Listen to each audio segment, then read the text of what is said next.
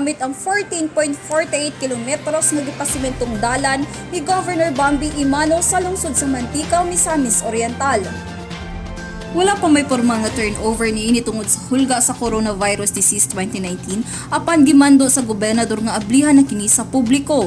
Ang Mantika Cabanlatian Mahayahay Limonda Provincial Road sa nasampit nga lungsod, isa sa mga major road project sa pamunuang Imano dinhi sa Misamis Oriental sa tumo nga mahagkapan intawo ng inadlaw-adlaw nga galastuhon sa mulupyo sa Cabanlatian, Mahayahay, Limonda ug uban pang kasigbit nga barangayan sa lungsod sa Mantika.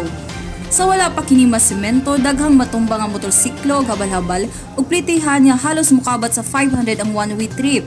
Matod sa Provincial Engineering's Office, dili tiaw nga hagit ang ilang nasinati sa pagsemento niining maong dalan, hilabi na panahon sa ulan ug uban pang mga kalilisa nga hulga sa ilang kinabuhi. Ang pondo sa nasampit nga proyekto gikan sa Conditional Matching Grant to Provinces kung CMGP sa Department of Interior and Local Government kung DILG. Ako si Lambo Ethel Ipanag, alang sa limpyo ug matarong nga panggobyerno, padayon Pilipino.